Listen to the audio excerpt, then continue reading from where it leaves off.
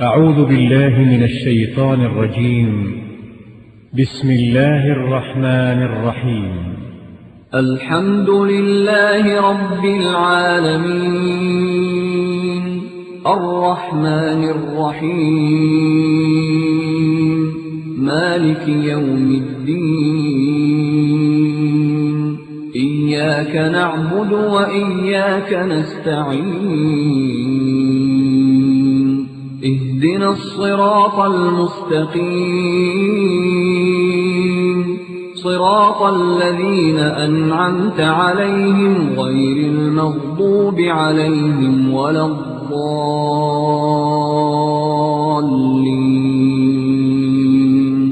بسم الله الرحمن الرحيم ألف لام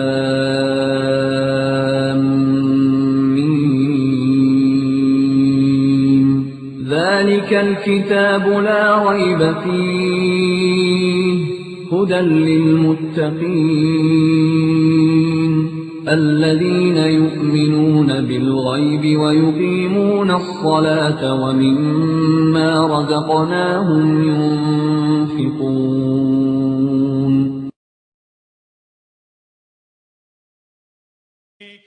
وقالوا ما هي إلا حياتنا الدنيا نموت ونحيا وما يهلكنا إلا الدهر وما لهم بذلك من علم إن هم إلا يظنون. کہتے ہیں کہ ہماری زندگی تو صرف دنیا ہی کی ہے کہ یہیں مرتے اور جیتے ہیں اور ہمیں تو زمانہ مار دیتا ہے اور ان کو اس کا کچھ علم نہیں صرف ظن سے کام لیتے ہیں.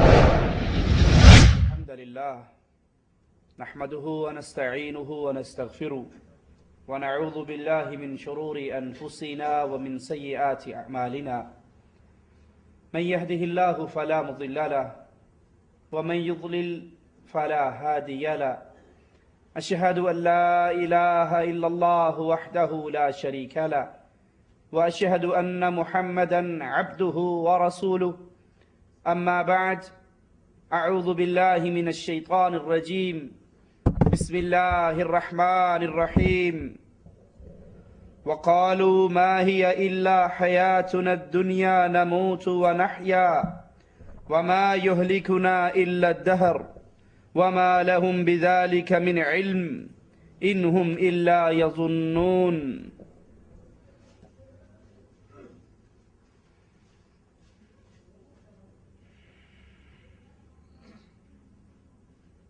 بعض دفعہ انسان کی زبان سے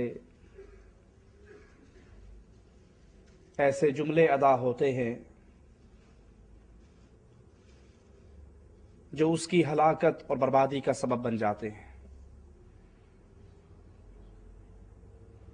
یہ زندگی کیونکہ دارالامتحان ہے اس لیے ہر مسلمان پر لازم ہے کہ بالخصوص وہ ان باتوں کو پہچانے، ان عقائد کو جانے، ان کلمات کا علم حاصل کرے جن کی ادائیگی اسے شرک یا کفر کی وادی میں دھکیل دے یا پھر اس کی بربادی کا سامان پیدا کر دے. اس طرح رسول اللہ صلی اللہ علیہ وسلم کا فرمان مبارک ہے کہ ایک شخص اپنی زبان سے کلمہ کہتا ہے، ایک بات اپنی زبان سے ادا کرتا ہے اور اس کے نزدیک وہ ایک عام روٹین کی بات ہے، عام سا مسئلہ ہے، اس پہ غور و فکر اتنی زیادہ نہیں کرتا کہ میں نے کیا کہا ہے، اس کا وہ جملہ اس کو اوندھے منہ کر کے جہنم میں گروا دیتا. انہی باتوں میں سے ایک بات آپ نے اکثر دیکھا ہوگا، لوگ زمانے کو گالی دیتے ہیں، وقت کو برا کہتے ہیں، دور کو برا کہتے ہیں. کوئی بات ہو، عجیب زمانہ ہی گندا ہے، زمانہ بہت برا ہے، یہ وقت بہت گندا ہے، آج کا دن بہت گندا تھا، یہ ہفتہ بڑا منحوس تھا۔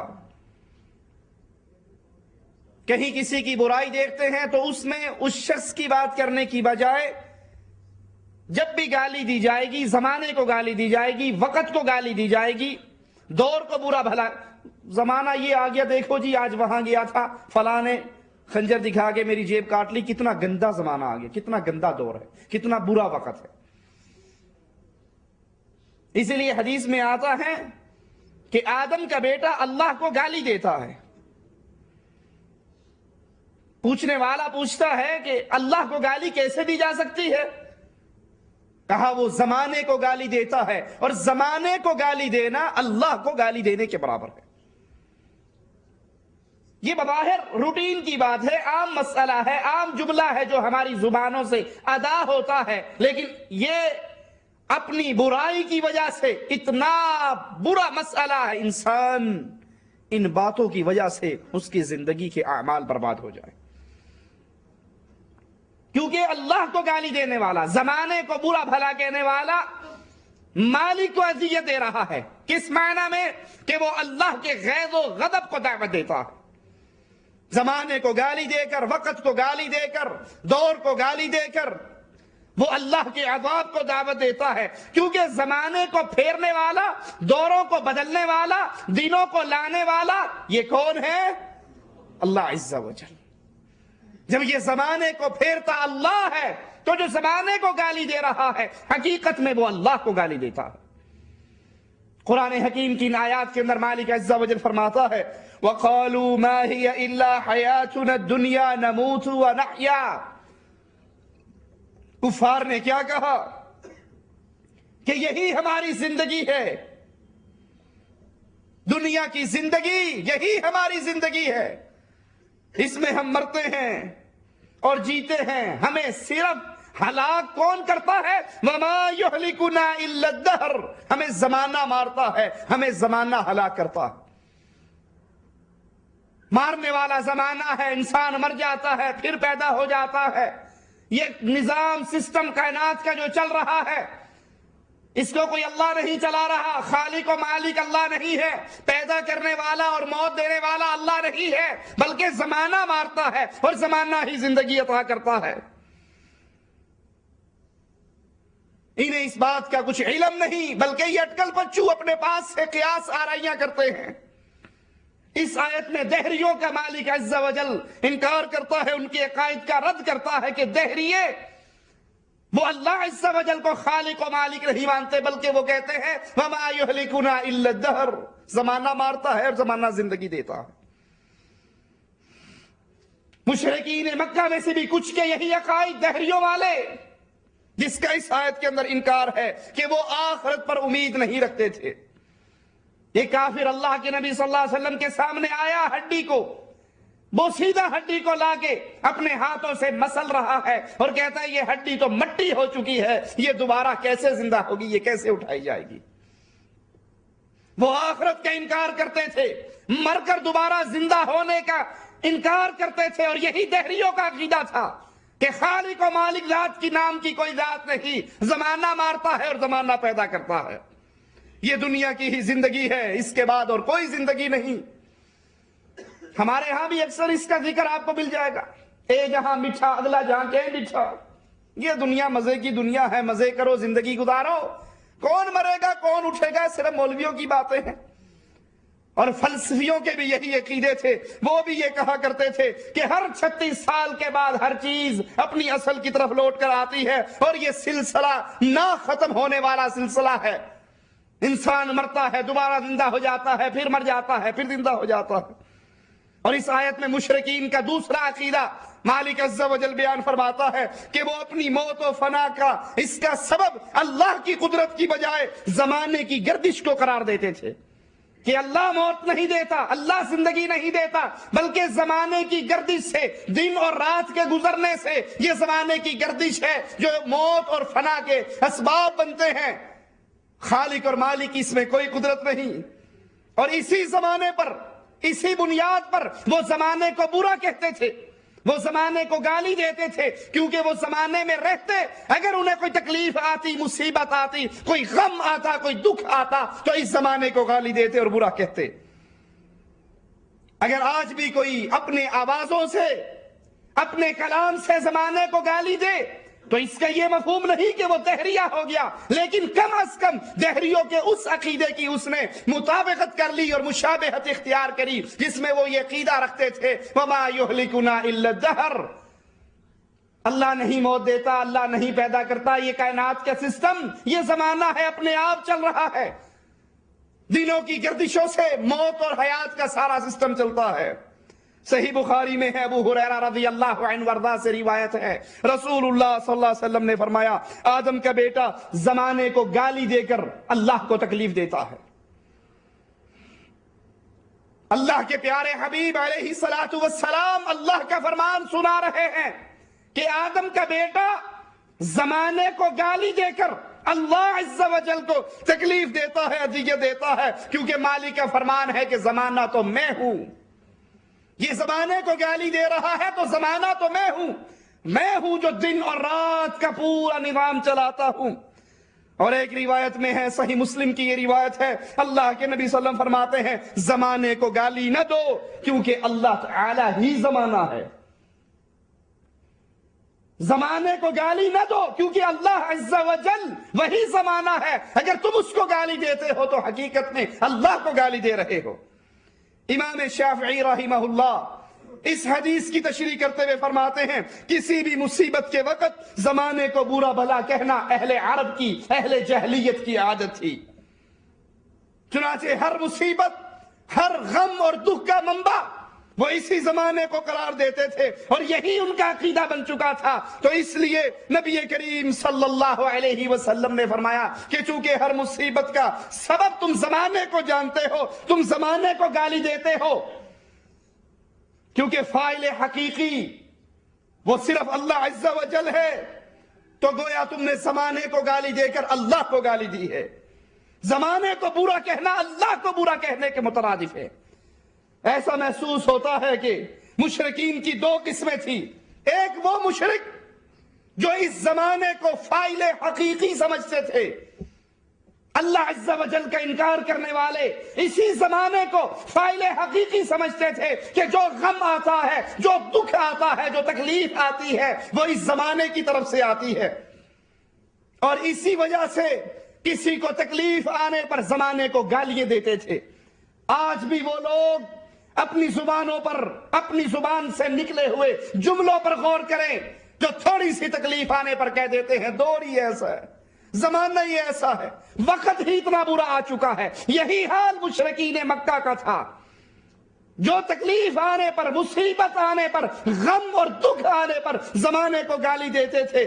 یہ لوگ دہریے ہیں جو اللہ کا انکار کر کے زمانے کو فاعل حقیقی سمجھتے ہیں کہ جو کچھ تکلیف آتی ہے زمانے کی طرف سے۔ دوسرے وہ مشرک جو کائنات کا مدبر تو اللہ کو مانتے ہیں، سبب کو پیدا کرنے والا تو اللہ کو جانتے ہیں، لیکن زمانے کو اس لیے برا کہتے ہیں کہ وہ زمانے میں رہ رہے ہیں اور جو مصیبت اور آلام ان پر نازل ہوتے ہیں وہ اس کی وجہ سے زمانے کو برا کہتے ہیں۔ بہرحال حدیث کے اندر عام اصول جو سکھایا گیا ہے اس میں زمانے کو برا کہنے سے منع کیا ہے۔ ابن قیم رحمت اللہ علیہ فرماتے ہیں زمانے کو برا کہنے میں 3 خرابیاں ہیں۔ سب سے پہلی بلا وجہ اور بلا قصور زمانے کو گالیاں دینا، حالانکہ یہ زمانہ تو اللہ کی مخلوق ہے۔ یہ دن اور رات کا یہ سسٹم، یہ وقت، یہ زمانہ، یہ دور، یہ تو اللہ کی مخلوق ہے، اور جو اس کے احکام کے تابع ہے، جو اس کو گالی دیتا ہے وہ گالی کا صحیح مستحق خود ٹھہرتا ہے۔ دوسری وجہ کہ زمانے کو برا کہنا شرک کے اندر داخل ہو جاتا ہے، کیونکہ کسی تکلیف کے موقع پر زمانے کو برا کہنے والے کا یہ خیال ہوتا ہے کہ یہ جو تکلیف، یہ جو غم، یہ جو دکھ ہم پر آیا ہے وہ اس زمانے کی وجہ سے آیا ہے، حالانکہ نفع اور نقصان، تکلیف نفع، فائدہ، غم، دکھ، یہ سارا اللہ کے ہاتھ میں ہے، اللہ کے اختیار میں ہے۔ جو زمانے کو اس لیے گالی دے کہ یہ تکلیف زمانے کی طرف سے آئی ہے، وہ اللہ کے ساتھ شرک کا مرتکب ہو جاتا ہے۔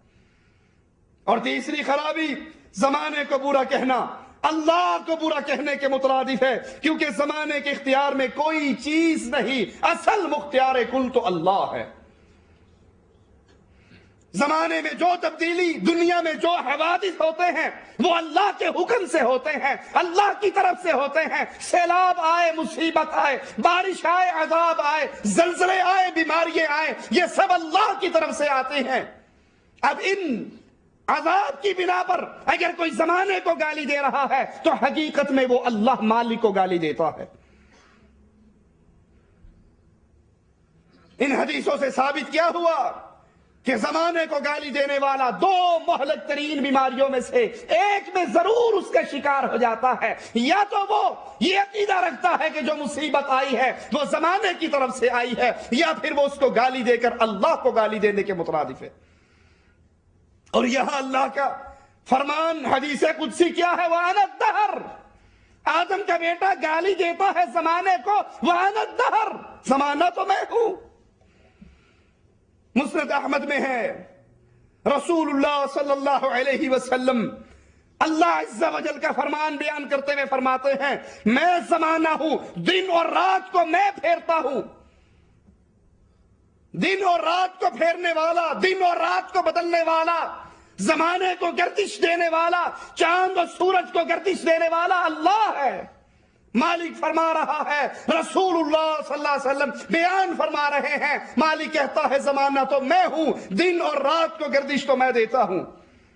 مسند احمد کی حدیث کے اندر یہ بات بھی موجود ہے، رسول اللہ صلی اللہ علیہ وسلم فرماتے ہیں مالک کا قول نقل کرتے ہوئے، تم زمانے کو گالی نہ دو، کیونکہ زمانہ اللہ ہے، اور اللہ عز و جل ہی وہ ذات ہے جو زمین و آسمان کے اندر سارا نظام چلاتا ہے، ایک بادشاہ کے بعد دوسرا، رات کے بعد دن، دن کے بعد رات، یہ سارا نظام چلانے والا، زمانے کی یہ گردش اللہ کے اختیار میں ہے۔ جب تم زمانے کو گالی دیتے ہو تو حقیقت میں اللہ کو گالی دی جاتی ہے۔ بظاہر ہمارے ہاں یہ روٹین کا مسئلہ ہے، بظاہر ہمارے ہاں یہ جملے بڑے خفیف ہیں، دور گندا آ گیا، وقت گندا آ گیا، زمانہ گندا آ گیا، یہ ہفتہ بڑا گندا تھا، یہ دن بڑا گندا تھا، فلاں دن بڑا منحوس تھا، دنوں کو گالیاں دینا، وقت کو گالیاں دینا، یہ زبان کا ایسا کلام ہے، اس پر اللہ کی پکڑ نازل ہو جائے تو انسان برباد ہو جاتا ہے۔ اسی طرح ایک اور جملہ ہمارے ہاں استعمال ہوتا ہے، کسی کو قاضی القضات کہہ دینا، کسی کو شہنشاہ کہہ دینا، حاکم الحکام کہہ دینا، یہ بادشاہوں کا بادشاہ ہے، یہ شہنشاہ ہے، یہ ساری چیزوں کا بادشاہ، یہ سارے ملکوں کا بادشاہ ہے۔ قاضی القضات وہ ذات جو سب سے بہتر اور سب سے اول فیصلہ کرے، جس کے فیصلے کو رد نہیں کیا جا سکتا، جس کے فیصلے پر تنقید نہیں ہو سکتی، جس کے فیصلے کو چیلنج نہیں کیا جا سکتا، وہ ذات صرف اللہ کی ہے۔ شہنشاہ اللہ عز و جل ہے، حاکموں کا حاکم اللہ عز و جل ہے۔ اسی لیے رسول اللہ صلی اللہ علیہ وسلم فرماتے ہیں قیامت کے دن ہوگا، مالک عز و جل آواز لگائے گا، این الجبارون، این المتکبرون، این الملوک الارض، زمین کے بادشاہ، جبار، حکمران، غرور اور تکبر کرنے والے آج کہاں ہیں؟ لمن الملک اليوم، آج کس کی بادشاہت، آج کس کی شہنشاہیت ہے؟ شہنشاہ بھی اللہ ہے، حکام کا حاکم بھی اللہ ہے، قاضی القضات بھی اللہ ہے، وہ اللہ کی ذات ہے جو فیصلہ کرے، اس کے فیصلے کو رد نہیں کیا جا سکتا، اس کے فیصلے کو چیلنج نہیں کیا جا سکتا، اس کے فیصلے پر تنقید نہیں ہو سکتی، سب سے بہتر فیصلہ کرنے والا اللہ ہے۔ اور یہ جملے بھی ہماری زبانوں سے عام نکلتے ہیں، مغلیہ شہنشاہ اکبر، فلاں بادشاہ کو شہنشاہ کہہ دیا، فلاں کو قاضی القضات کہہ دیا، کہنے کے لیے یہ زبان کے معمولی جملے ہیں، لیکن شریعت اس کی اجازت نہیں دیتی۔ صحیح بخاری و مسلم میں ہے، ابو ہریرہ سے روایت ہے، رسول اللہ صلی اللہ علیہ وسلم فرماتے ہیں نام کے اعتبار سے اللہ کے ہاں، نام کے اعتبار سے اللہ کے ہاں سب سے ذلیل وہ ہے جو اپنا نام ملک الاملاک، سارے جہان کا بادشاہ، بادشاہوں کا بادشاہ، ہر چیز کا مالک، جو اپنا نام یہ رکھ لے، اب بظاہر لوگوں کے اندر یہ اپنے نام کی دھوم مچانے کے لیے، اپنے نام کا چرچا کرنے کے لیے، اپنے جبار ہونے کو ثابت کرنے کے لیے نام رکھ رہا ہے۔ اللہ کے نبی فرماتے ہیں اللہ کے دربار کے اندر یہ شخص انتہائی ذلیل ہے اور انتہائی حقیر ہے، کیونکہ بادشاہ تو اللہ کی ذات ہے۔ حضرت سفیان رحمہ اللہ فرماتے ہیں کوئی شخص شہنشاہ کہلانے لگ جائے، شہنشاہ اعظم کے جملے مغلیہ بادشاہوں کی تاریخ کے اندر آپ کو سننے کو لیے مل جائیں گے۔ حضرت سفیان بن عیینہ فرماتے ہیں کوئی شخص اپنے آپ کو شہنشاہ کہلانے لگ جائے، اللہ کے نزدیک ایسا شخص حقیر ہے، ذلیل ہے۔ اور صحیح مسلم میں ہے اللہ کے نزدیک ایسا شخص خبیث ہے، اور ایسے شخص پر اللہ کا غضب نازل ہوتا ہے جو وہ نام رکھے، وہ نام اپنے وہ القابات رکھے جو خالص اللہ عز و جل کا حق ہے، کیونکہ اللہ عز و جل کا فرمان وہ لوگوں میں حکومتیں بانٹتا ہے، لیکن اصل حکومت، اصل بادشاہت، اصل شہنشاہ تو اللہ ہے۔ باقی پوری کائنات کے بارے میں اللہ کا ایک ہی فرمان ہے، انتم فقراء الی اللہ، تمہارے پاس دنیا کا جتنا مرضی مال ہو، دنیا کی جتنی مرضی آسائشیں ہو، حقیقت کے اندر تم اللہ کے فقیر ہو، اللہ کے منگتے ہو، اللہ کے سوالی ہو۔ جو کچھ تمہارے پاس ہے یہ اللہ کا دیا ہوا ہے۔ وَلِلَّهِ خَزَائِنُ السَّمَاوَاتِ وَالْأَرْضِ، اللہ کے پاس ساری زمین کے خزانے، آسمانوں کے خزانے، ہر چیز کے خزانے اللہ کے پاس ہیں۔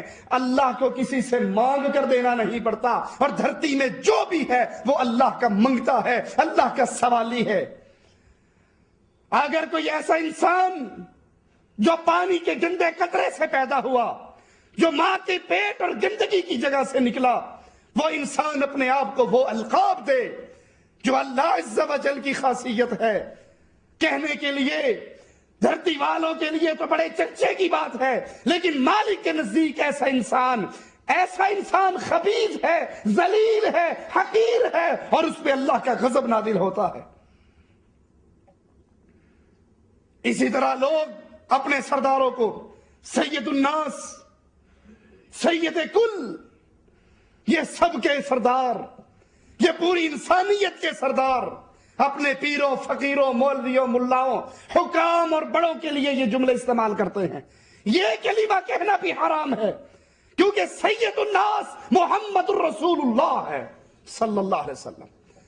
اللہ کے پیارے حبیب نے فرمایا انا سید ولد آدم، آدم کی پوری اولاد کی سرداری اللہ نے محمد کو عطا کی ہے صلی اللہ علیہ وسلم۔ ولا فخر، نبی فرماتے ہیں میں اس پہ غرور اور فخر نہیں کرتا۔ آدم ومن سواؤ تحت لوائی، آدم سے لے کے اس کے آخری بیٹے تک محمد کے جھنڈے کے نیچے کھڑے ہوں گے۔ سید الناس محمد الرسول اللہ، سید کل محمد الرسول اللہ صلی اللہ علیہ وسلم۔ اور ہمارے ہاں ایک اور جملہ خاص طور پہ پاکستانیوں میں مشہور ہے، قائد اعظم محمد علی جناح۔ ارے قائد اعظم سپرلیٹو ڈگری ہے، سب سے بڑا قائد، قائد اعظم سب سے بڑا قائد، مسلمانوں کا سب سے بڑا قائد محمد علی جناح نہیں ہے، محمد الرسول اللہ ہے صلی اللہ علیہ وسلم۔ قائد اعظم محمد الرسول اللہ، امام اعظم، وہ کہتا ہے میرا امام بڑا، وہ کہتا ہے میرا امام بڑا۔ کوئی ابو حنیفہ کو امام اعظم کہے، کوئی کسی اور کو امام اعظم کہے، یہ سپرلیٹو ڈگری ہے، یہ سب سے بڑی اتھارٹی ہے، اور اس کے لائق صرف محمد الرسول اللہ ہے، باقی سب چھوٹے۔ باقی سب امتی، باقی سب پیچھے چلنے والے، امام اعظم محمد الرسول اللہ، قائد اعظم محمد الرسول اللہ، سید الناس محمد الرسول اللہ صلی اللہ علیہ وسلم، جو اپنے لیڈروں کو، اپنے مولویوں کو، اپنے چودھریوں کو، اپنے وڈیروں کو وہ مقام دے جو مقام محمد علیہ السلام کا ہے، وہ اپنی زبان کے جملوں پر اللہ کے عذاب کی امید رکھے، وگرنہ توبہ کر کے یہ مقام محمد الرسول اللہ کو دے۔ کوئی امام ہو سکتا ہے، کوئی قائد ہو سکتا ہے، کوئی رہبر ہو سکتا ہے، کوئی رہنما ہو سکتا ہے، لیکن رہبروں کے رہبر، امام اعظم، قائد اعظم، امام الانبیاء صرف محمد الرسول اللہ صلی اللہ علیہ وسلم۔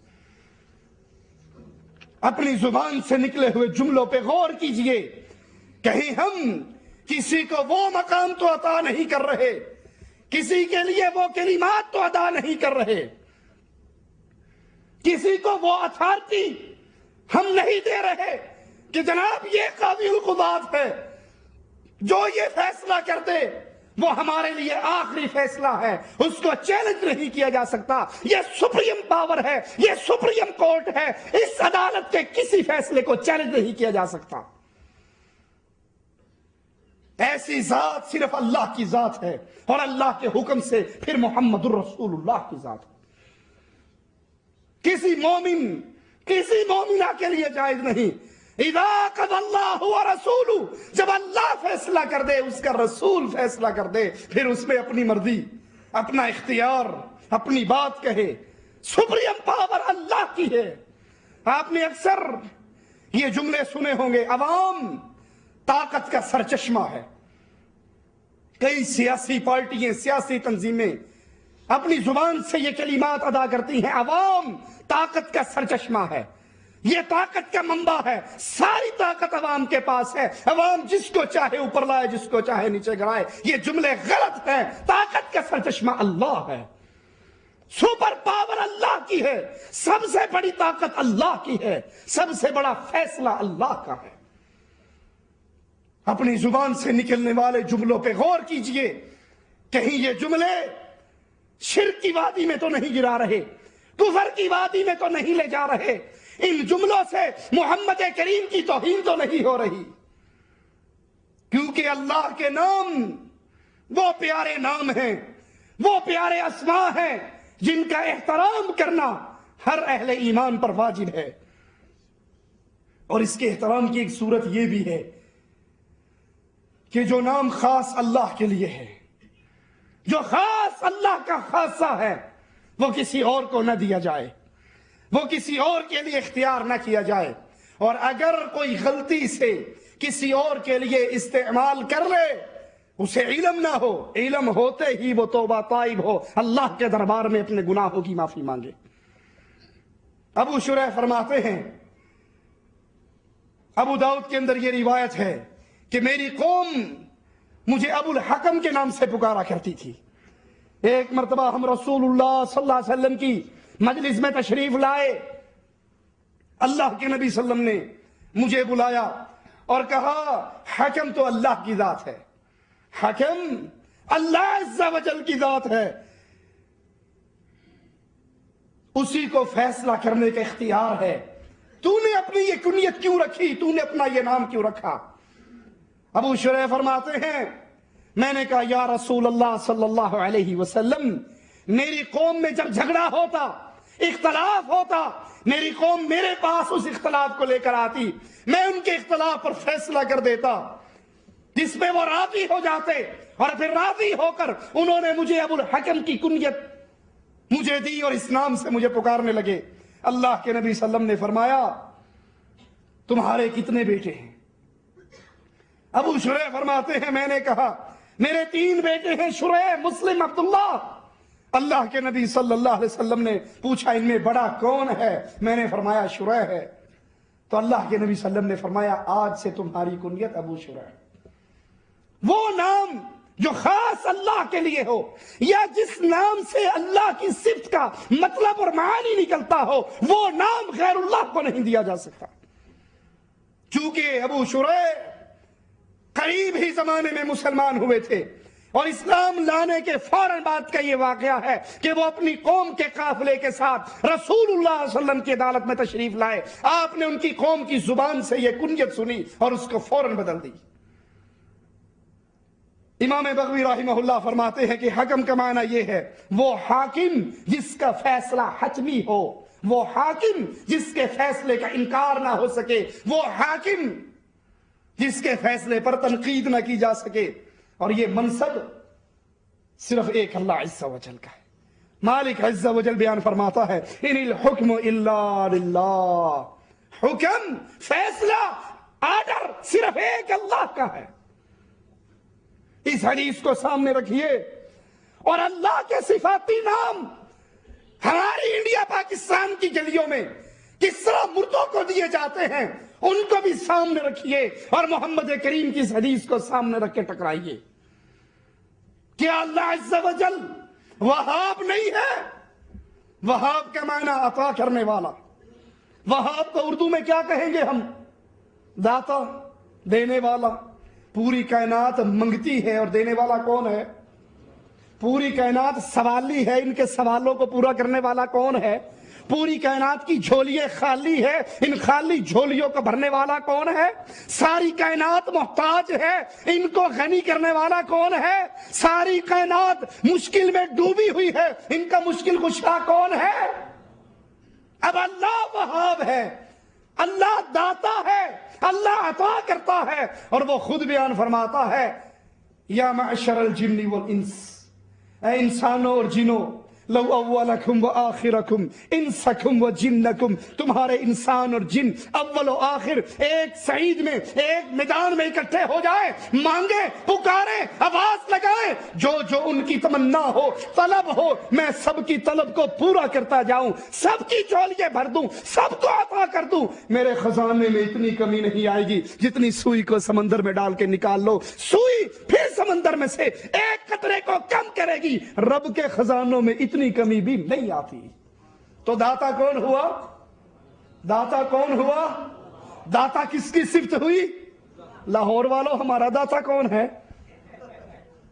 علی حجویری داتا ہے. لاہور تیرا داتا اے بھی شرک دیے حد، کیوں؟ تیرا داتا تھلے فرشاں دے، تیرا داتا تھلے فرشاں دے، میرا داتا اتے عرشاں تے.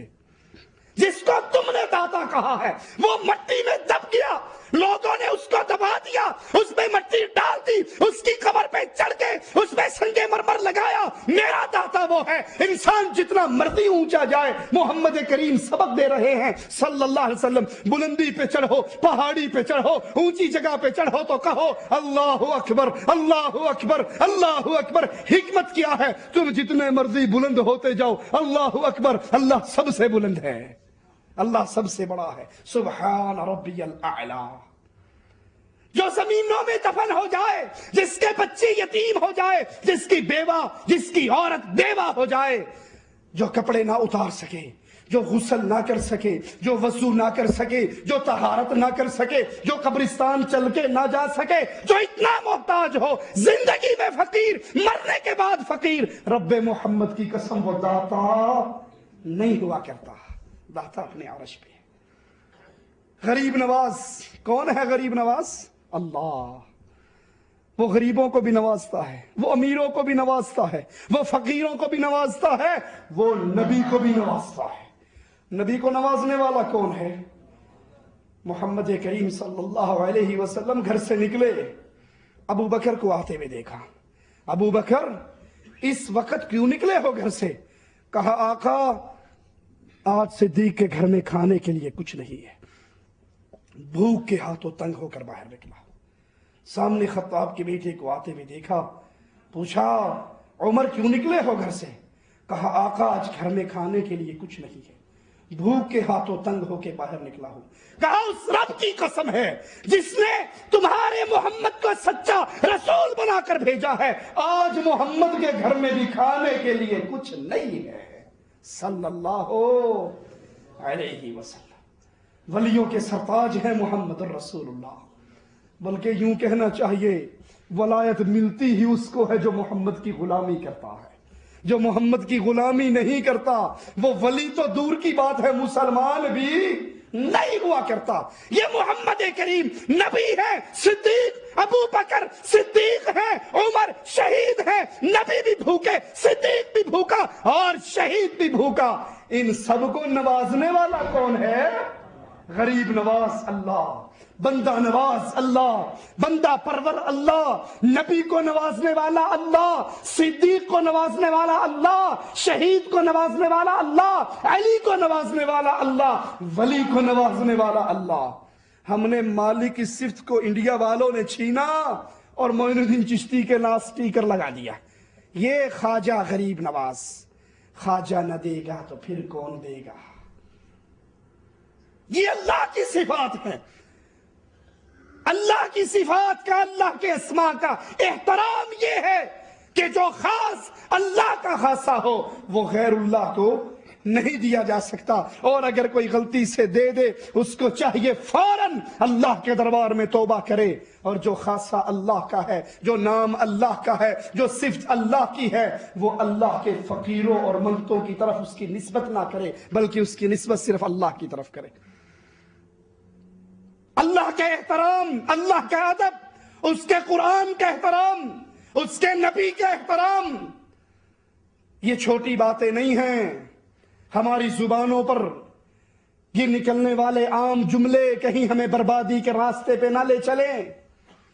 آپ نے دیکھا ہوگا اکثر مذاق کے اندر قرآن کا مذاق، رسول اللہ صلی اللہ علیہ وسلم کا مذاق، اللہ کا مذاق، اللہ کے ناموں کا مذاق، اسلام کا مذاق، اسلام کی باتوں کا مذاق عام روٹین ہے، جنت کا مذاق، جنت کی نعمتوں کا مذاق۔ وہ غالب نے کہا تھا نا جنت کے حور کا ذکر کر کے، غالب دل کو بہلانے کے لیے یہ گما بھی اچھا ہے کہ جنت میں حور ملے گی، یہ نعمتیں ہوگی، فلاح ہوگی، وہ اس کا مذاق کرتا۔ اللہ کی صفات کا، اس کے قرآن کا، اس کے نبیوں کا مذاق کے اندر بھی، ہنسی اور ٹھٹھے کے اندر بھی اس کا مذاق اڑانا انسان کی بربادی کا سبب بن جاتا، کیونکہ سب سے پہلے جو اللہ کا مذاق اڑائے وہ اللہ کی مقام ربوبیت کے ساتھ توہین کر رہا ہے، اور جو رسول اللہ صلی اللہ علیہ وسلم کا مذاق اڑائے وہ مقام رسالت کی توہین کر رہا ہے، جو قرآن کا مذاق اڑائے وہ اللہ کی کتاب اور اللہ کے کلام کی توہین کر رہا ہے، توحید کے منافی امور پہ چل رہا ہے۔ اور پوری امت اسلامیہ کے علماء کا اجماع ہے اس بات پر کہ وہ شخص کافر ہے جو اللہ، اس کے رسول، اس کے قرآن، اس کے دین کا مذاق اڑائے، بھلے وہ مذاق اڑانے والا ہنسی اور وقت گزاری کے لیے یہ باتیں کر رہا ہو، لیکن ایسی باتیں اس کو کافر بنا دیتی ہیں۔ ہمارے ہاں اکثر چھوٹے قد کا ہو اس کا مذاق نہیں اڑایا جاتا، کچھ زیادہ کالا ہو اس کا مذاق نہیں اڑایا جاتا، اور خاص طور پہ وقت گزاری کے لیے ڈرامے سننے والوں، سٹیج ڈرامے دیکھنے والوں، جمعرات کو پردیسی ہونے کا بہانہ بنا کر کہ پردیسی ہیں، باپ نہیں ہے، ماں نہیں ہے، بیوی نہیں ہے، بچے نہیں ہیں، یہ فلاں خبیث کی کیسٹ آئی ہے، یہ عمر شریف کی کیسٹ ہے، یہ ہنسی مذاق کے لطیفے ہیں، یہ ٹوٹکے ہیں، یہ سٹیج ڈرامے ہیں، یہ پنجابی ڈرامے ہیں، ان کو دیکھ کر ہم وقت گزاری کرتے ہیں، اور ان ڈراموں کے اندر اللہ کی تخلیق کا مذاق اڑایا جاتا ہے۔ کالا کوئی نظر آ جائے وہ اداکار کس طرح اس پہ طنز کرتا ہے، اور تو ایڈا کالا ہے، رب نے تیرے تو بڑا کالا جمیا ہی کوئی نہیں ہو، پیدا ہی نہیں کیتا۔ اب وہ کالا کس نے بنایا اس کو؟ جس اللہ نے اسے کالا پیدا کیا وہ تجھے کالا نہیں کر سکتا۔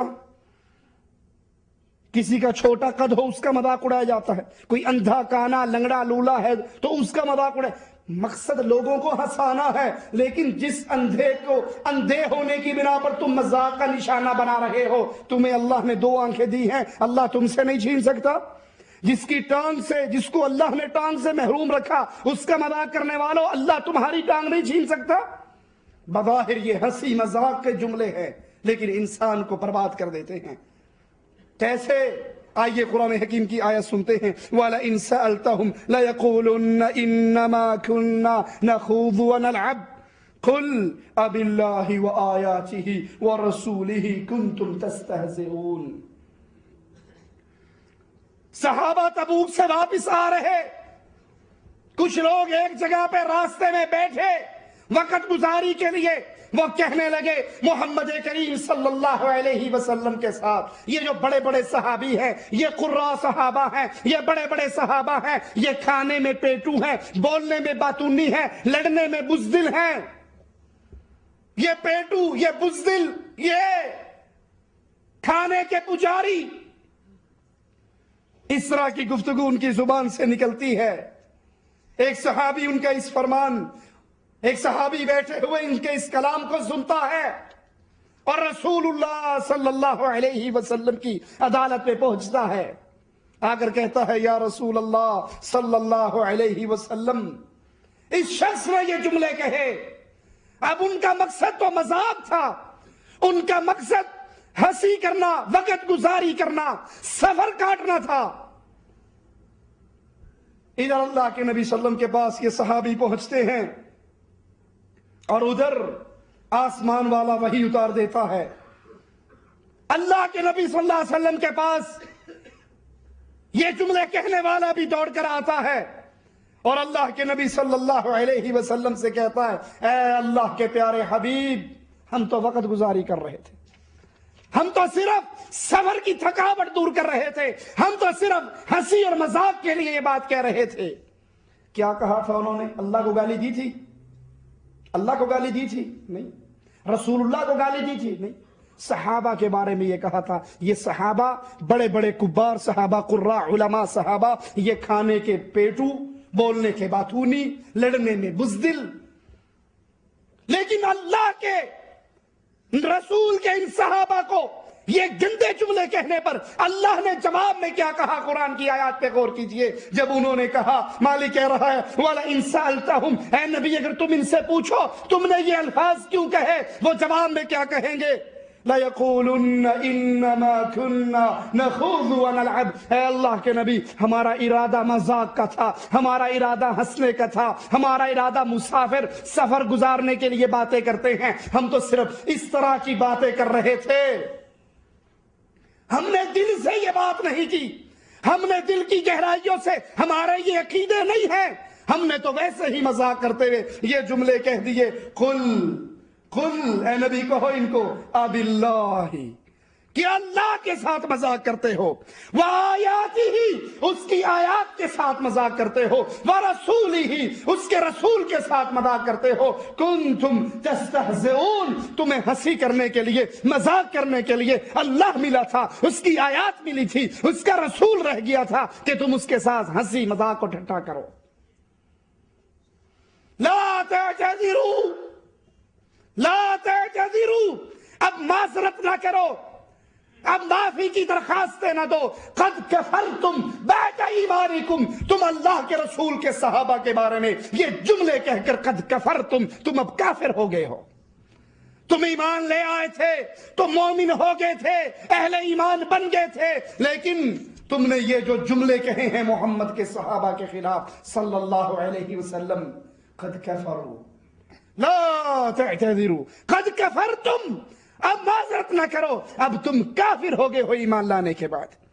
صحابہ آتے ہیں عبداللہ ابن عمر رضی اللہ عنہما کہ میری آنکھوں کے سامنے وہ منظر ہے، میں اس شخص کو دیکھ رہا ہوں، اس نے اللہ کے نبی کی اونٹنی کے کچاوے کی رسی پکڑی ہوئی ہے، ننگے پاؤں ہیں، بجری نیچے کنکرییں اس کے پاؤں کو زخمی کر رہی، اور وہ اللہ کے نبی کی اس اونٹنی کی مہار کے ساتھ لگا ہوا اور کہتا اللہ کے نبی ہم تو مذاق کر رہے تھے، اللہ کے نبی ہم تو ٹھٹھا کر رہے تھے، اللہ کے نبی ہم تو وقت گزاری کے لیے یہ باتیں کر رہے تھے۔ وہ بار بار معذرتیں پیش کر رہا اور رسول اللہ صلی اللہ علیہ وسلم بار بار ایک ہی بات کہتے ہیں، اب اللہ و آیاتہ و رسولہ کنتم تستہزئون، تمہیں ہنسی کرنے کے لیے، مذاق کرنے کے لیے اللہ ملا تھا، اس کی آیات ملی تھی، اس کا رسول ملا تھا، اور کوئی چیز نہیں تھی مذاق کے لیے، تم نے ان کو مذاق کا نشانہ بنایا، لا تعتذروا، اب تمہاری معذرتیں قبول نہیں ہوں گی، قد کفرتم بعد ایمانکم۔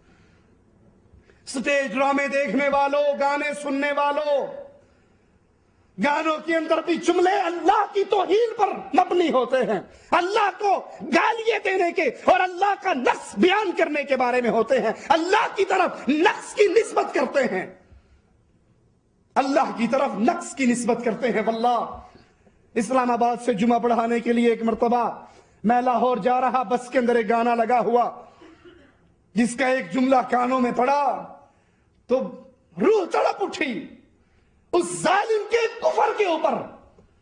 وہ اپنی معشوقہ کو یاد کر کے ایک جملہ کہتا ہے کہ دل تو ایک بستی ہے، اللہ کو مخاطب کر رہا ہے، علیہ من اللہ ما یستحق، یہ دل تو ایک بستی ہے، اس بستی کو اجاڑ کر تو بھی پریشان ہو جائے گا۔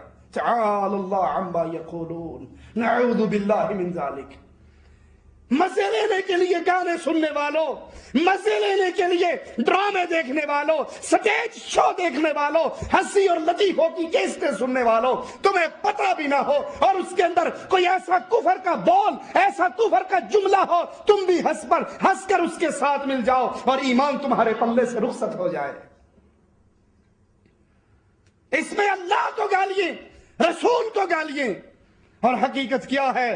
یہ دنیا میں جتنی نعمتیں ہیں کس کی عطا کرتا ہے؟ اللہ کی۔ حق یہ ہے لباس کی نعمت ہو، سواری کی نعمت ہو، اولاد کی نعمت ہو، بیوی کی نعمت ہو، مال کی نعمت ہو، کاروبار کی نعمت ہو، زمین کی نعمت ہو، انسانی جسم کی نعمت ہو، ان ساری نعمتوں کو عطا کرنے والا، تو پھر اللہ سے مذاق کیا جائے، اللہ کے رسولوں سے مذاق کیا جائے، اللہ کی شریعت سے مذاق کیا جائے۔ کسی کے چہرے پہ داڑھی آ جائے، جب تک داڑھی نہیں تھی اس کو بابو جی، سر جی، مسٹر صاحب، اور جو ہی داڑھی آ گئی مسٹر صاحب، سارے بظاہر اچھے سمجھے جانے والے نام غائب ہو جاتے ہیں۔ مولوی صاحب، ملا جی، مولوی جی، بابا جی، صوفی جی، ملپٹا جی، ملوانا جی، انہوں نے کی پتا ہے دنیا کی جان دے رہے، مولوی ہو گیا بس چھڑ دے، یہ کوئی داڑھی ہے؟ یہ جھاڑی ہے؟ ارے داڑھی رکھنی ہے تو سیٹ کر کے رکھو، لمبی داڑھی نہیں اچھی ہوتی، لمبی داڑھی نہیں اچھی ہوتی۔ اللہ کے نبی کا حکم ہے وفر اللحا، داڑھیوں کو وفرو ای کثیرو، زیادہ کرو، لمبا کرو، بڑھاؤ، چھوڑ دو، ان کو ان کے حال پہ رہنے دو، کما قال علیہ الصلوۃ والسلام، وفرو، ان کو زیادہ کرو۔ اور اگر توفیق داڑھی رکھنے کی مل بھی جائے تو ظالم پٹی پڑھاتے ہیں، تو داڑھی رکھی، ہاں جی، خط کیوں نہیں کروایا؟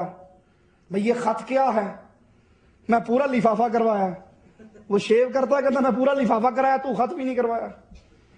خط کیا ہے؟ یہاں سے یہ گال صاف کر لو، یہاں سے نیچے سے صاف کر لو، بس یہاں پہ ایک پٹی رہنے دو، تھوڑی تھوڑی داڑھی سیٹ کر کے رکھو۔ یہ کیا کوئی داڑھی کا بال ادھر جا رہا ہے، کوئی ادھر جا رہا ہے، کوئی ادھر جا رہا ہے، یہ بھی کوئی داڑھی ہے؟ اس کو سیٹ کرو، اس کو بناؤ، سوارو۔ بنانے سوارے کا طریقہ کیا ہے؟ مٹھ لو اور مٹھ کے نیچے جتنی آئے وہ کاٹ دو، پھر اس کو بھی چھوٹی چھوٹی بہترین کرو۔ یہ داڑھی رکھی ہے، یہ ڈسکو ہے یا خوبصورتی ہے؟ داڑھی کوئی رکھ لے اس کی توہین، کسی کی شلوار ٹخنے سے اونچے ہو تو اس کی توہین، چھوٹے بھائی کی پہنائے ہو، کپڑا بچانے لگے ہو، بکریاں چرانے جا رہے ہو، بارش تو نہیں ہو رہی، تم نے شلوار کیوں ٹانگ لی ہے؟ کوئی عورت پردہ کرنے لگ جائے تو بھی ملوانی ہو گئی، تو بھی ملوٹی ہو گئی، تو بھی مولویوں کے چکر میں آ گئی۔ یہ برقع بھی کوئی چیز ہے؟ یہ اللہ کی شریعت کا مذاق، یہ اللہ کی شریعت کی توہین، یہ اللہ کی شریعت کا استہزاء ہو سکتا ہے تمہیں کفر کی وادی میں پھینک دے۔ ان اللہ کی عطا کردہ نعمتوں پر اللہ کا شکر ادا کیجئے، اللہ کے ساتھ اس کا مذاق اڑاتے ہوئے، اس کی شریعت کا مذاق اڑاتے ہوئے جنگ نہ کیجئے، بلکہ اللہ کی نعمتوں کا شکر ادا کر کے اس کی عبادت کا حق ادا کیجئے۔ اور شکر کی حقیقت کیا ہے؟ مالک عز و جل بیان فرماتا ہے وَلَئِنْ أَذَقْنَاهُ رَحْمَةً مِنَّا مِنْ بَعْدِ ضَرَّاءَ مَسَّتْهُ لَيَقُولَنَّ هَذَا لِي۔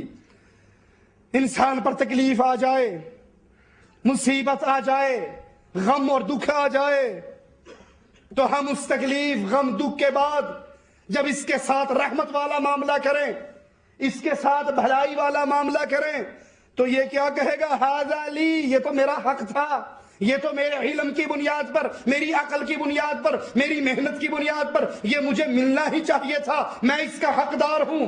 وما اظن الساعة قائمة ولئن رجعت الى ربی، مجھے نہیں خیال قیامت بھی قائم ہوگی۔ میں مولوی ڈرائی رکھ دینے، کیڑا مرے گا کیڑا اٹھے گا، مجھے کوئی گمان نہیں قیامت کا قائم ہو۔ اور اگر بفرض محال مان بھی لو قیامت قائم ہو جائے گی، میں اللہ کی طرف جاؤں گا، چونکہ اللہ نے مجھے دنیا میں بہت کچھ عطا کر رکھا ہے، تو پھر ان لی عندہ للحسنی، تو مجھے وہاں بھی بہت کچھ ملے گا۔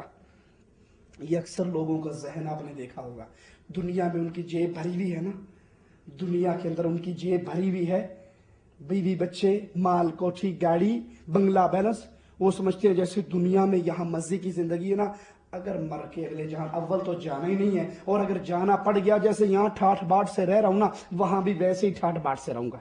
اور مولوی ایتھے بھی مانگتے پھردے نے، مولوی ایتھے بھی مسیتاں تے گزارا کردے نے، تے اوتھے بھی انہاں دا کوئی ایڈا خاص حال نہیں ہوئے گا۔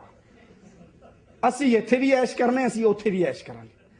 حالانکہ اللہ کے نبی نے یہاں اس قرآن سے جڑنے والے کو کہا خیرکم خیرکم من تعلم القرآن، تم میں سے بہترین صدر بھی ہے، وزیر بھی ہے، امیر بھی ہے، سارا کچھ ہے، کوٹھی مال بیلنس، لیکن اللہ کے نبی مکھن قریب نکال رہے ہیں ان انسانوں میں سے اور فرما رہے ہیں خیرکم، تم میں سے ٹاپ لسٹ، سب سے بہتر، سب سے اچھا، سب سے اعلیٰ، سب سے افضل وہ ہے جو اللہ کا قرآن سیکھتا ہے اور سکھاتا ہے،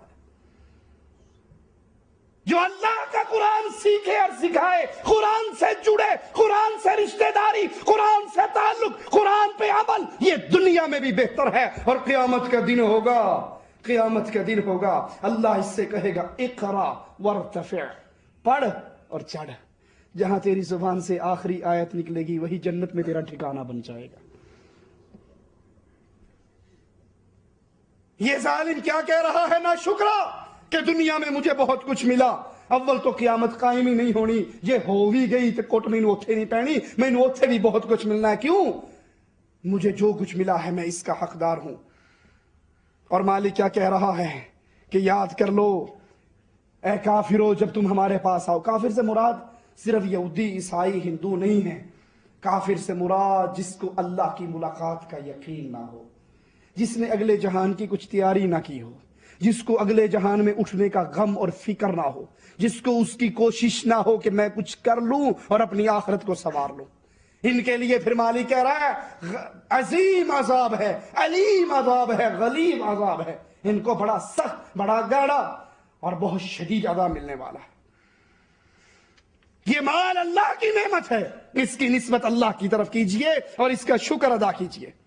حضرت مجاہد اس کی تفسیر میں فرماتے ہیں کہ اس کا یہ قول کہ یہ مال مجھے اپنے بلند مرتبے کی وجہ سے ملا، اس کا مصداق بھی یہی ہے کہ اس نے اللہ کی نعمت کا شکریہ ادا نہیں کیا، بلکہ اللہ کی نعمت کی نسبت اللہ کی بجائے کرنے کے اس نے اس کو اپنے علم، اپنی قابلیت کی طرف کیا کہ میں ہی ایسا تھا تو اللہ عز و جل ایسوں کو دنیا کے اندر بھی عذاب دیتا ہے اور پھر آخری اگلے جہان کے اندر بھی ان کا عذاب بڑا شدید ہے۔ آئیے ایک اور ناشکرے کا قصہ قرآن حکیم سے سنتے ہیں۔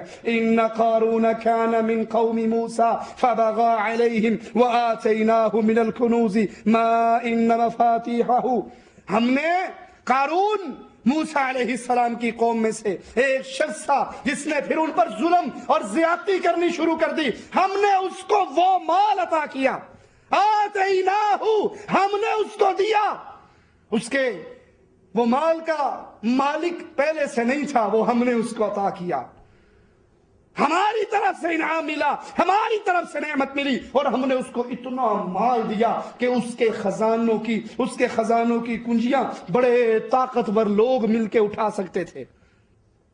اس کو یہ مال ملا تو پھر اس نے اس پہ اترانا شروع کر دیا۔ قوم والوں نے کہا نہ اترایا کر، اللہ کو شکر کرنے والے پسند ہیں، شیخیاں بکھورنے والے، اترانے والے اللہ کو پسند نہیں۔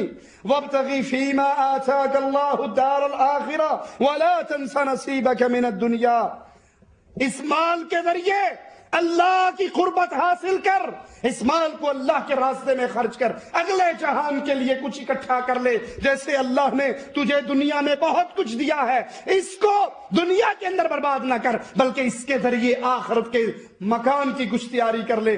دنیا میں بھی اپنا حصہ لیتا رہ، دنیا کی بھی دال روٹی چلاتا رکھ۔ یہ نہیں کہ آخرت کی تیاری کا یہ سلسلہ ہو۔ چھٹی جا رہا ہے 6 مہینے، یہاں سے سعودیہ سے 6 مہینے کے لیے چھٹی لگی، کہتا مولوی صاحب میں ایئرپورٹ تو سیدھا ریمنڈ جاواں گا۔ کیوں؟ میں 4 مہینے اللہ واسطے لانے ہیں۔ وہ جڑی بی بی 2 سال دی تینوں ڈکن ڈئی ہے، وہ دا بھی کوئی قصور ہے کہ نہیں؟ تو نے 4 مہینے کے لیے ایئرپورٹ سے نکل جانا ہے۔ جو بیوی کا اللہ نے تجھ پہ حق رکھا ہے، پہلے تو ظلم کر کے 2 سال 3 سال یہاں پڑا رہا، اب چھٹی لگی ہے تو ڈائریکٹ ایئرپورٹ تو ریمنڈ۔ کیا عقل ماری گئی ہے؟ وَلَا تَنْسَ نَصِيبَكَ، دنیا کے حصے کو نہ بھول، دنیا میں سی میں اپنا حصہ لے۔ تجھ پہ اولاد کا حق ہے، ماں باپ کا حق ہے، بیوی بچوں کا حق ہے، ان حقوق کو بھی پورا کرتا جا، اور پھر ان کو پورا کرتے ہوئے جیسے اللہ نے تیرے ساتھ بھلائی کی ہے، تو اللہ کے دین کے ساتھ بھلائی کر، اور دنیا میں فساد نہ پھیلا۔ اللہ فساد کرنے والوں کو پسند نہیں کرتا۔ یہ ساری نصیحتوں کے جواب میں قارون ناشکرے نے کیا کہا؟ قال انما اوتیتہ علی علم عندی، جو کچھ مجھے ملا ہے یہ میری محنت، میرا کمال، میرا تجربہ اس کی بنیاد پر ملا ہے، یہ سارا میرا حق ہے۔ اللہ کی نعمت کچھ نہیں، اللہ کی طرف سے کچھ نہیں، یہ میرا علم ہے۔ مالی کیا کہہ رہا ہے اس ناشکرے کے جواب میں؟ اولم یعلم ان اللہ قد اہلک من قبلہ من القرون، کیا یہ نہیں جانتا ہم نے اس سے پہلے کتنی بستیوں کو ہلاک کیا، کتنے لوگوں کو ہلاک کیا، اور جن کو ہلاک کیا من ہوا اشد منہ قوہ، جن کو ہم نے ہلاک کیا وہ قارون سے زیادہ طاقت والے تھے اور اس سے زیادہ مال والے تھے۔ فخرج على قومه في زينته قال الذين يريدون الحياة الدنيا، وہ عید والے دن، خوشی والے دن، زینت والے دن اپنے مال و اسباب کے ساتھ نکلا قوم کے سامنے۔ جن لوگوں کے دل میں دنیا کی طلب ہو اسے دیکھ کے کہتے ہیں بڑی گل ہے، میں سائیکل تے جا رہا، اے ویکھو ٹوڈی گڈی تے جا رہا ہے۔ ارے تو اللہ کا شکر نہیں کرتا؟ اللہ نے تجھے سائیکل دی ہے، کتنے ہیں جو پیدل جا رہے ہیں؟ پیدل جانے والے تو اللہ کا شکر نہیں کرتا، تو قدموں پہ چل کے جا رہا ہے، کتنے ہیں جو ٹانگوں سے ہی معذور ہیں؟ ہر بندہ اپنے سے نیچے دیکھے تو دل میں شکر اور نعمت کے جذبات، اللہ کا شکر ادا کرنے کے جذبات پیدا ہوتے ہیں، اور جب بندہ اوپر دیکھے کر کچھ سکتا نہیں تو اندروں سڑتا ہی رہتا ہے، کچھ کر تو سکتا نہیں۔ اب گاڑی والے کو دیکھ رہا سائیکل پہ جانے والا کیا کر لے گا؟ اندر ہی اندر چلے گا، گڈی تو جا رہے ہیں، اللہ کرے تو ایکسیڈنٹ ہی ہوگا کتنے۔ تو سائیکل پہ جا رہا ہے، تجھے گاڑی نہیں مل رہی، تو اپنے سے نیچے کو دیکھ، میں سائیکل پہ جا رہا ہوں، یہ پیدل جا رہا ہے۔ پیدل والا لنگڑے کو دیکھے، محتاج کو دیکھے، جو بیچارہ اپنے پاؤں کے بل گھسیٹتا جا رہا ہے، اللہ کا شکر ہے، اللہ نے جس حال میں رکھا اس کا شکر ہے۔ جب قارون نکلا اپنی قوم کے سامنے، قوم میں دنیا کی لالچ کرنے والے کہتے ہیں اے سکون نہ ہے، ایسی تعمیر ہو گئے ہیں، جو کچھ اس کو ملا کاش وہ ہمیں بھی مل جاتا۔ جو اہل ایمان تھے، اہل علم تھے، جن کو اللہ نے عطا کیا تھا، انہوں نے جواب میں کہا کہ وَيْلَكُمْ ثَوَابُ اللَّهِ خَيْرٌ لِمَنْ آمَنَ وَعَمِلَ صَالِحًا، اور تمہارے لیے ویل ہو، سوچو تو صحیح، ہمارے لیے جو آخرت کا وعدہ ہے وہ بہت بہتر ہے، آخرت کا ثواب بہت بہتر ہے۔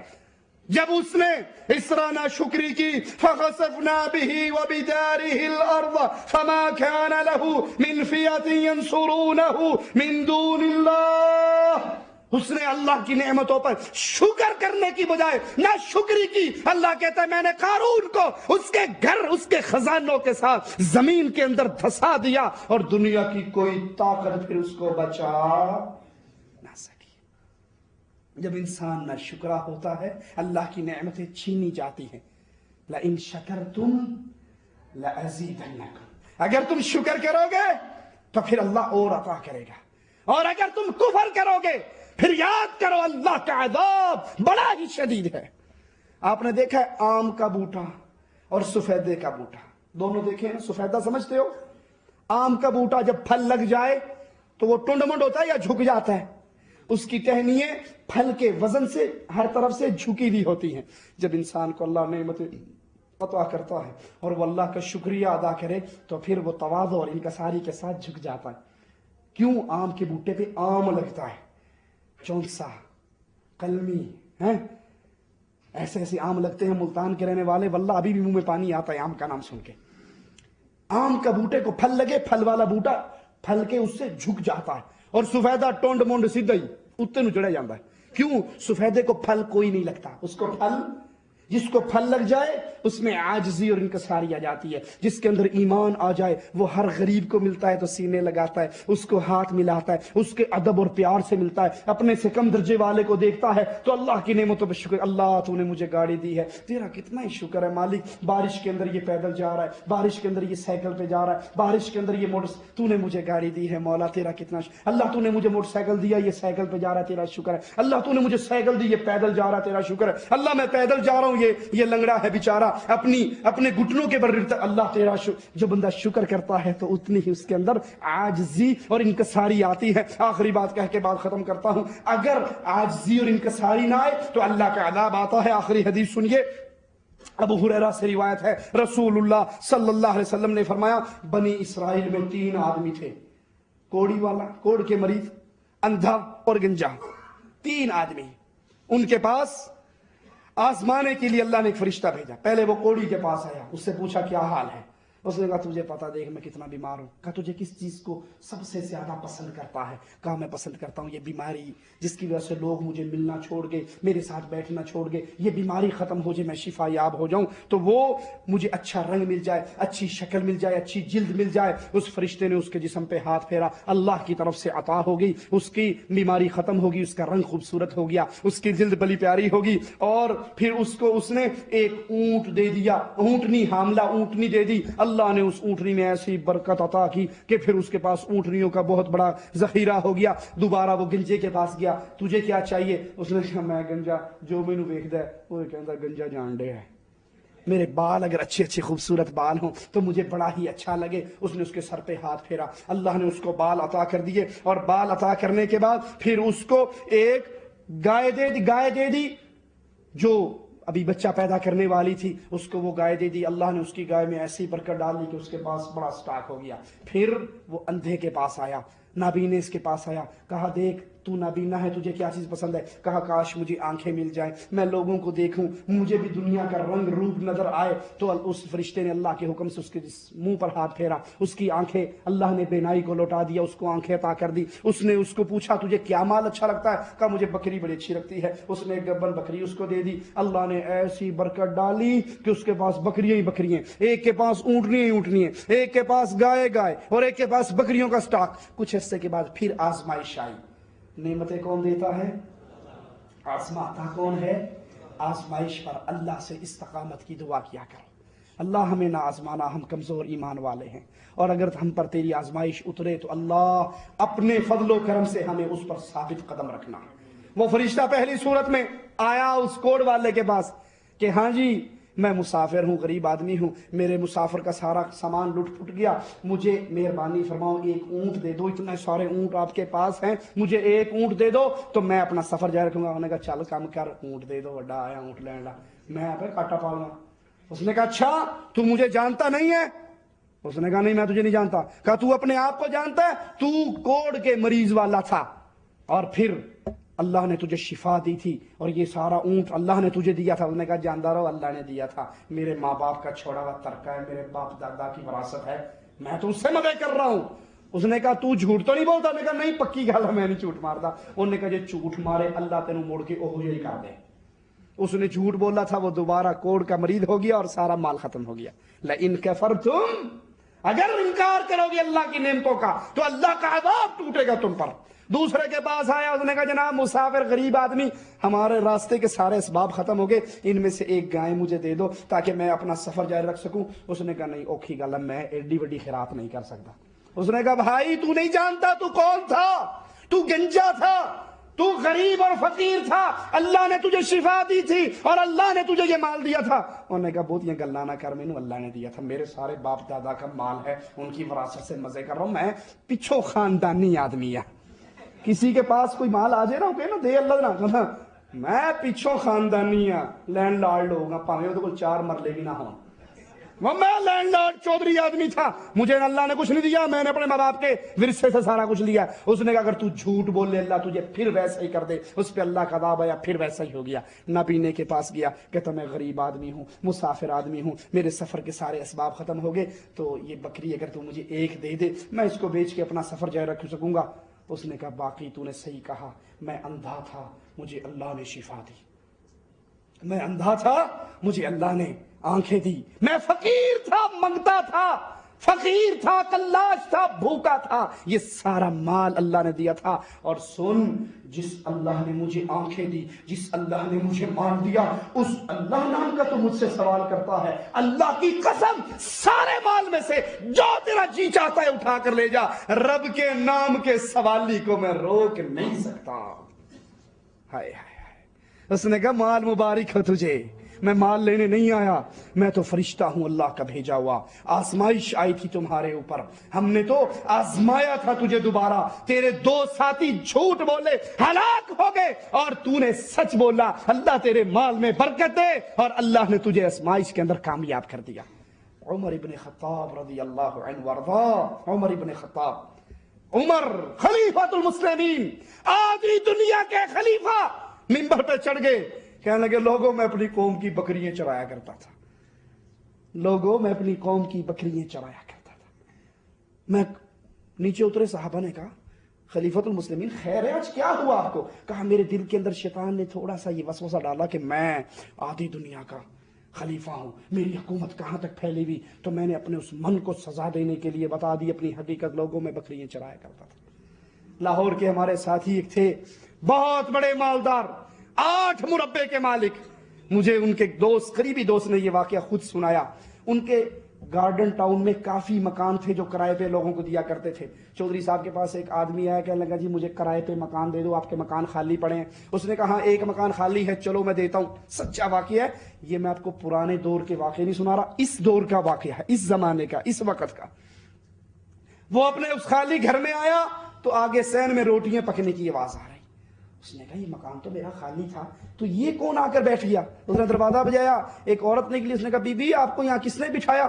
کہنے لگے جی کسی نے نہیں بٹھایا, مکان خالی پڑا تھا, ہم یہاں سے گزر رہے تھے, ہم وہ خیموں میں رہنے والے, جھونپڑیوں میں رہنے والے ہیں, ہم نے کہا خالی مکان پڑا ہے, چلو ہم بیٹھ جاتے ہیں, جب کوئی اٹھائے گا ہم اٹھ جائیں گے. تو باؤ جی اگر آپ کہو تو ہم اٹھ جاتے ہیں, ہم تو جھونپڑیوں والے غریب آدمی ہیں, کرایہ شرایہ ہم نہیں دے سکتے, خالی دے کر بیٹھ گئے تھے.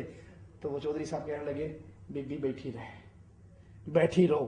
اور اس جو کرایہ دار پیسے لے کر آیا تھا اسے کہنے لگے بھائی تو کوئی اور مکان تلاش کر لے, اللہ نے مجھے بڑے مکان دیے ہیں, اگر میں اللہ کی مخلوق کو یہاں سے نکالوں قیامت کے دن میں اللہ کو کیا جواب دوں گا؟ تجھے اتنے گھر جو میں نے دیے تھے, اگر میرے ایک گھر میں میری مخلوق آگے بیٹھ گئی تھی, تو نے دھکے دے کے باہر نکال دیا. اللہ کی نعمتوں پہ شکر ادا کیجئے, اللہ اس کا مزید پھل عطا کرے گا. اور اگر زبان سے ایسے جملے نکالو گے جو کفر کی طرف جاتے ہوں تو پھر انسان کا ایمان بھی خطرے میں پڑ جاتا ہے. اقول قولی ھذا واستغفر اللہ لی ولکم ولسائر المسلمین فاستغفروہ انہ هو